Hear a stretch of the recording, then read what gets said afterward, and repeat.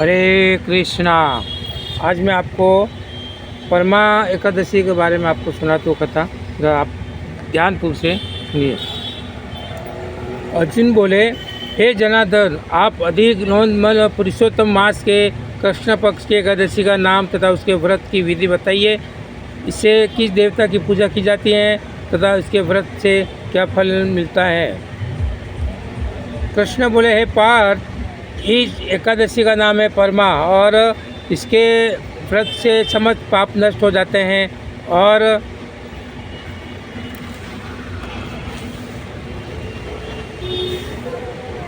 मनुष्य को इस लोक में सुख तथा प्रभोग की मुक्ति मिलती है। भगवान विष्णु की धूप दीप दिव्यवेद्य और पुष्प आदि से पूजा करनी चाहिए।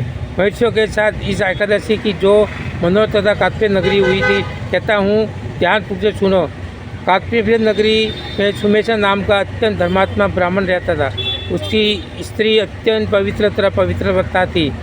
वह पूर्व ही किसी पाप के कारण दंपति अत्यंत दरिद्र था और उस ब्राह्मण की पत्नी अपने पति की सेवा करती थी तथा अतिथि का अंत में देकर वह स्वयं भूखी रह जाती थी। एक दिन सुमेधा अपनी पत्नी से बोला, हे प्रिय, गृहस्थी धन के बिना नहीं चलती, इसलिए मैं परदेश जाकर कुछ उद्योग करूं।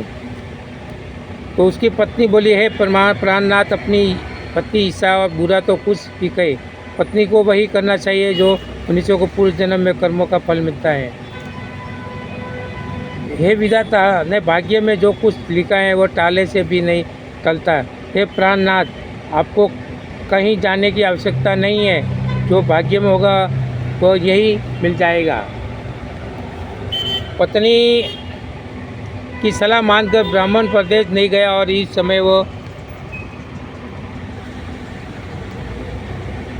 कौंडिन्य मुनि उस जगह आए और उन्हें देखकर सुमेधा को उसकी पत्नी ने उन्हें प्रणाम किया और बोले, आज हम धन्य हुए, आपके दर्शन से हमारा जीवन सफल हुआ।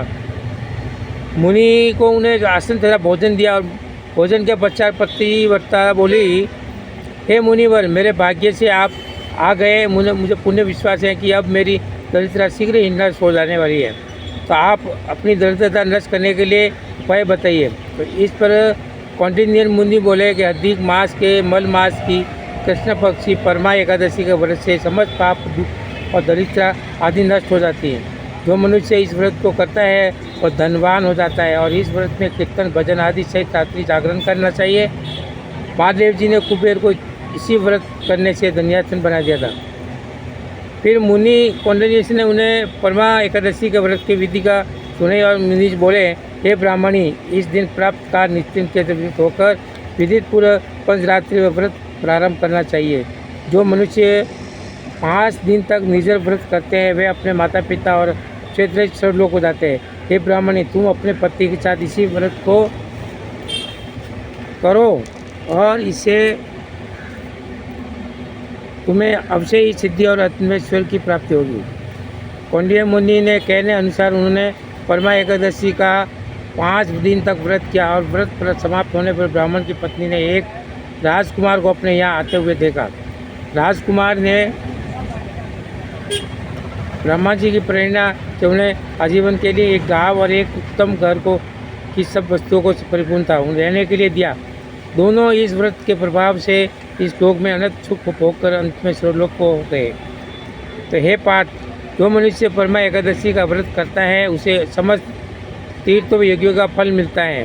जिस प्रकार संसार में 4 पैरावानी में गौ देवताओं को इंद्रराज श्रेष्ठ और उसी प्रकार मासों में अधिक मास उत्तम और इसी मास में पंचरात्रि अत्यंत पुण्य देने वाली हैं। और इस महीने में पद्मनी एकादशी भी श्रेष्ठ है। इसे व्रत में समस्त पाप नष्ट हो जाते हैं और पुण्य ही लोगों की प्राप्ति होती हैं।